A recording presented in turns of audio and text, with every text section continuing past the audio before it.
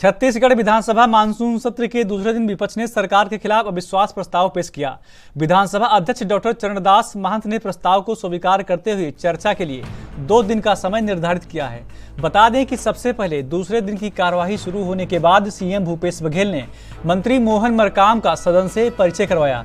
इसके बाद उन्होंने मंत्री के विभाग परिवर्तन की भी जानकारी दी। इसी बीच सदन की कार्यवाही में विधायक धर्मजीत सिंह ने SC/ST युवाओं के नग्न प्रदर्शन का मामला उठाया। बीजेपी के विधायक शिवरतन शर्मा ने कहा कि इस घटना से पूरा छत्तीसगढ़ शर्मसार है। ये स्थिति निर्मित क्यों हुई, ये बड़ा सवाल है। इसी बीच कल SC/ST युवाओं की ओर से नग्न प्रदर्शन करने के मामले में प्रदर्शन करने वाले युवाओं को तुरंत रिहा किए जाने की बात कही है। विधायक धर्मजीत ने कहा कि हाई पावर कमेटी से इस मामले की जांच होनी चाहिए। उच्च स्तरीय जांच कमेटी गठित कर कार्रवाई होनी चाहिए। बता दें कि छत्तीसगढ़ में अनुसूचित जाति और जनजाति की फर्जी जाति प्रमाण पत्र बनाकर नौकरी कर रहे अधिकारी और कर्मचारियों की बर्खास्तगी की मांग पर कल रायपुर में इसी वर्ग के युवाओं ने नग्न प्रदर्शन किया।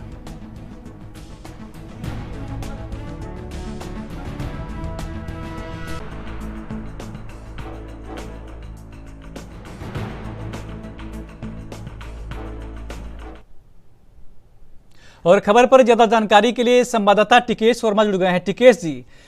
छत्तीसगढ़ में विपक्ष ने सरकार के खिलाफ अविश्वास प्रस्ताव पेश किया था, क्या कुछ जानकारी आपको इसके लिए?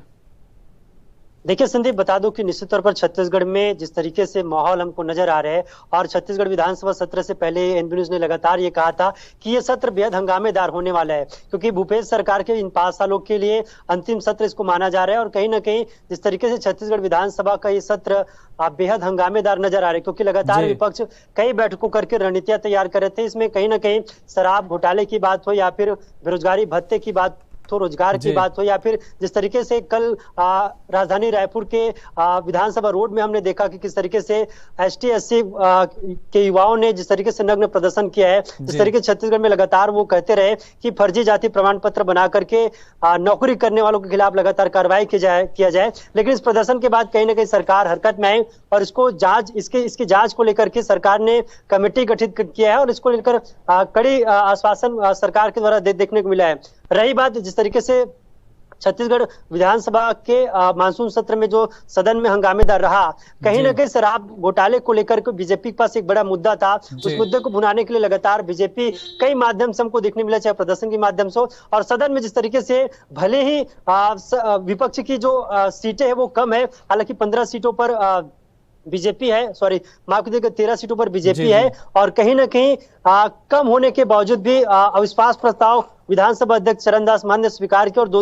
2 दिन तक चर्चा करने के लिए स्वीकार किया है। और इसको लेकर के कहीं ना कहीं जिस तरीके से आज सदन में जिस तरीके से हंगामेदार रहा है, चाहे वो शराबबंदी की बात हो और लगातार आबकारी मंत्री से सवाल जवाब की बात हो या फिर रोजगार की बात हो या फिर जिस तरीके से कल जो घटना हो उसकी बात हो, लगातार इसको लेकर के विपक्ष हंगामेदार रहा है, विपक्ष आक्रोशित रहा है, आक्रामक मूड में देखने मिला, जिसका जो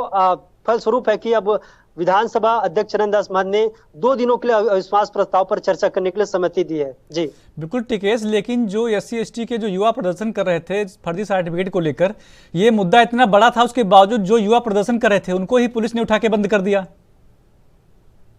देखिए निश्चित तौर पर सरकार के तौर पर गृह मंत्री ताम्रध्वज साहू का एक बयान सामने आया, उनके साफ तौर पर यह कहना है कि जो प्रदर्शनकारी है उसकी प्रदर्शन का सूचना पहले से नहीं दिया गया था और जब कहीं ना कहीं जिस तरीके से कल प्रदर्शन हुआ और जब मुख्यमंत्री भूपेश बघेल का काफिला जाने से पहले जो प्रदर्शनकारी नग्न अवस्था में विधानसभा की सड़कों पर हमको घूमते हुए नजर आए, तो जिस तरीके से जो प्रदर्शन हुआ कल कहीं ना कहीं पुलिस कर्मियों से भी झूझुमा झपटी हुए, साफ तौर पर गृह मंत्री का कहना है इसकी जिसको लेकर के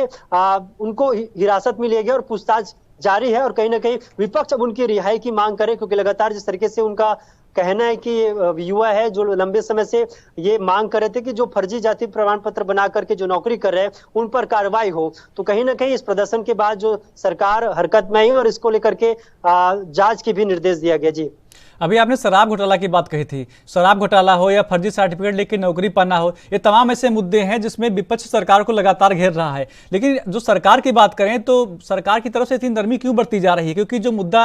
फर्जी सर्टिफिकेट वाला है कोई नया मुद्दा नहीं है, काफी दिन से चला आ रहा था। इसके पीछे युवा लगे हुए थे लेकिन उनको न्याय नहीं मिल रहा था, तब उन्होंने नग्न प्रदर्शन किया। तो सरकार की तरफ से सिर्फ इसको छुपाया जा रहा था पहले से, या क्या पूरा मामला था ये?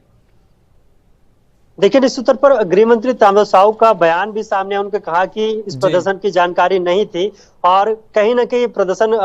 अपने स्तर पर जो युवा है वो कर रहे थे जी। और इसकी जानकारी सरकार को नहीं थी, ये साफ तौर पर ताम्रध्वज साहू का कहना है। जी। वहीं जिस तरीके से शराबबंदी की बात हो या फिर जहरीले शराब की बात हो या फिर शराब पर टैक्स की बात हो, तमाम जो मुद्दे हैं विपक्ष ने सदन में उठाया और इसके जवाब मंत्री कवासी लखमा ने दिया है कि शराबबंदी के लिए सरकार लगातार प्रयासरत है, कमेटी भी बनाई है। लेकिन कमेटी की कई दौरे हमने अन्य प्रदेशों में देखने को मिला और जिस तरीके से कमेटी से सभी विपक्षी दलों के लिए जो एक सदस्य है उसकी भी मांग किया गया था, लेकिन बीजेपी द्वारा जो सदस्य नहीं दिया गया, अब तक किसी भी नेताओं का नाम नहीं दिया गया, जिसको लेकर के कहीं ना कहीं जो ढीलापन है वो इस